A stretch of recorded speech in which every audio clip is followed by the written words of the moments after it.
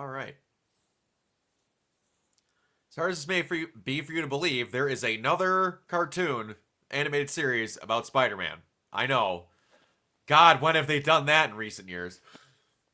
Now, we've got a new one, right hot on the heels of some of the stupidest comments I've ever heard in my life, but we talked about that on the podcast. If you want to hear all about that, you can go listen to it in there because we go into great detail about how unbelievably stupid the comment that the voice actor behind Spider-Man made. But beyond that, we have a new show. And we have a very different version of how Peter, well, very different but extremely the same version of how Peter gets his powers. Yeah, how he gets his powers is it's like slightly different, but still basically the origin. Okay, so I have to be honest with you, and it's not because of the guy being a dumbass.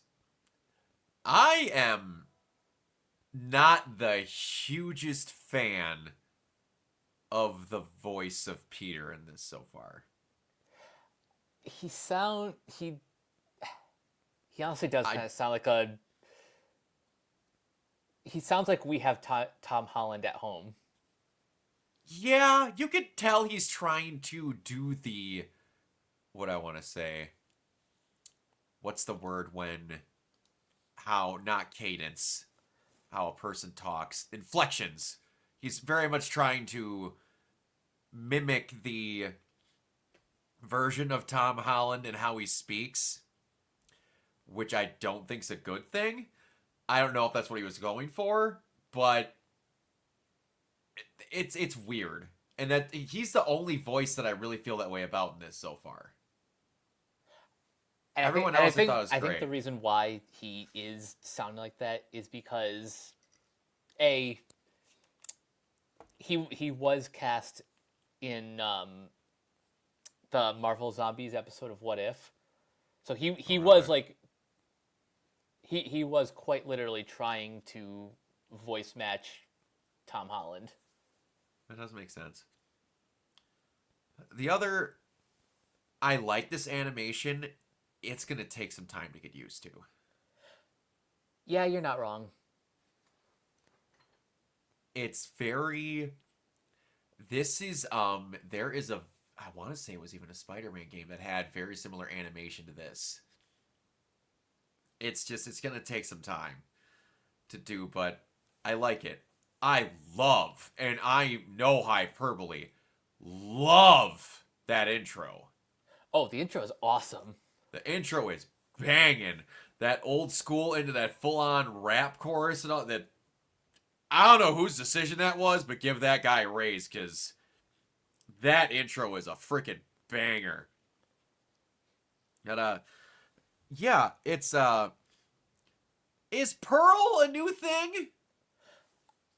That's a great question. I've been trying to figure out where where she comes from. I She might be an original character. Is Nico the same thing too? Um, Because I swore that was going to end up being Sydney Moon. And then it wasn't. But like, hey, if we're gonna do characters, that's fine. I'm always okay with you trying new stuff because like it feels like in this they're mixing up the formula of certain things and not just the things that people are mad about. But Actually, no. In the comics, she's a Runaways character known as Sister Grimm. really, huh?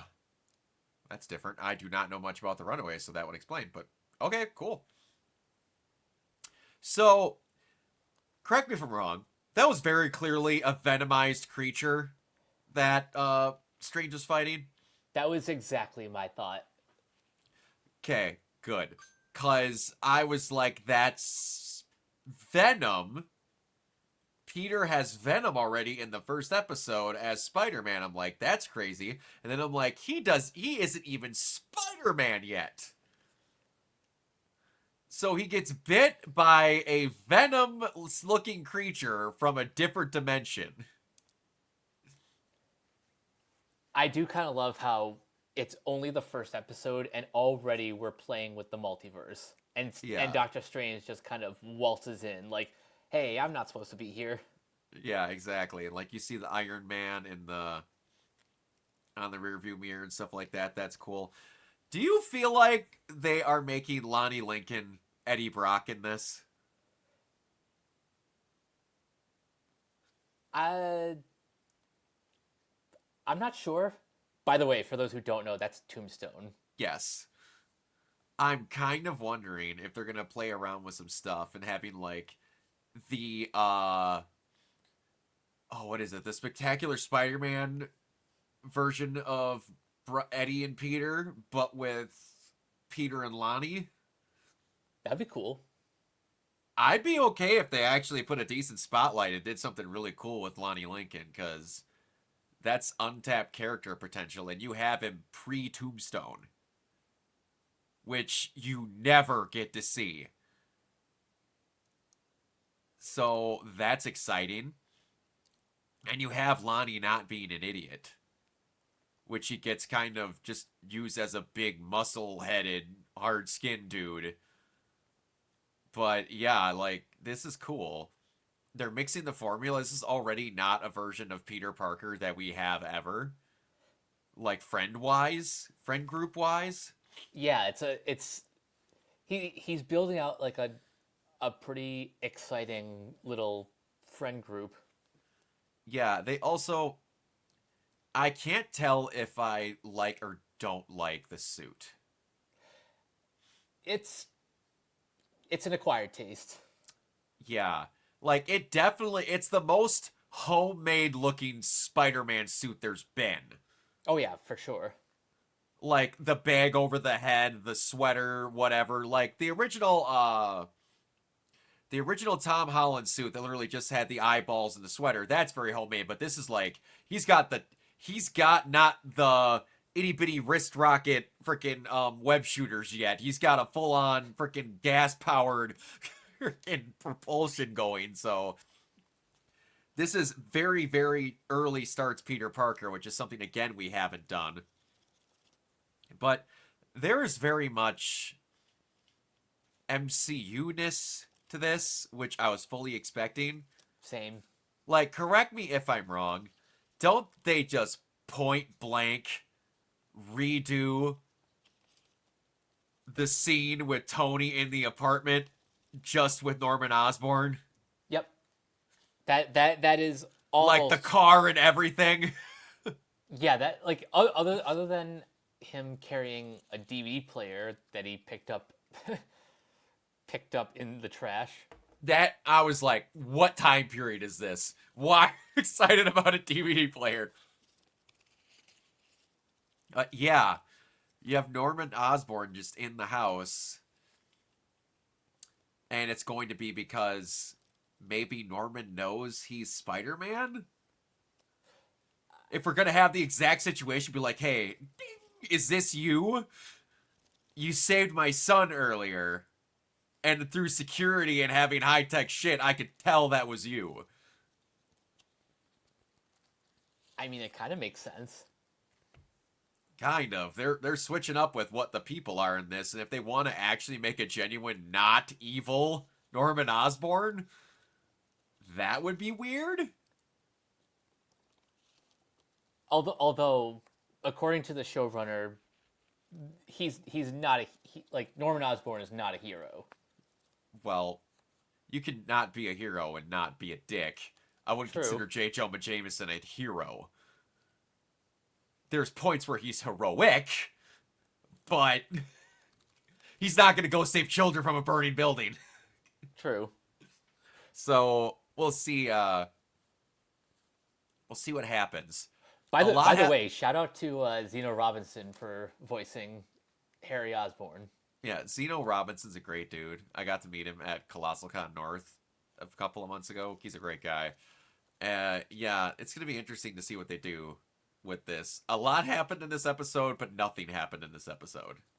It was the it was the introductory episode, very much.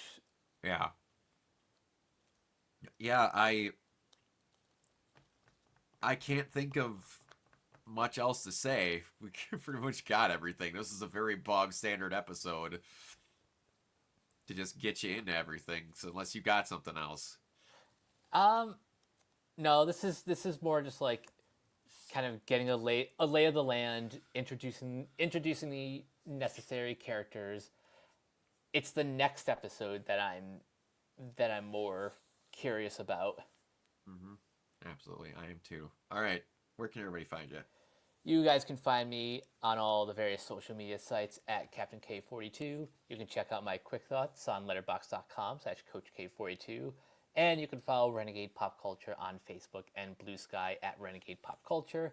Listen to all of our podcasts on Spotify, Apple Podcasts, or wherever you listen. You can also find us here on YouTube, on Podchaser. Consider supporting our Patreon at patreon.com/renegade pop culture. And last but not least, everything can be found at renegadepopculture.com. You can escape, so do we. Absolutely, and you can find me everywhere at Organoid Zero, mainly on Twitch and YouTube. And if you're into cosplaying, you can check out my Instagram, also at Organoid Zero. Until next time, we will see you all later. Bye.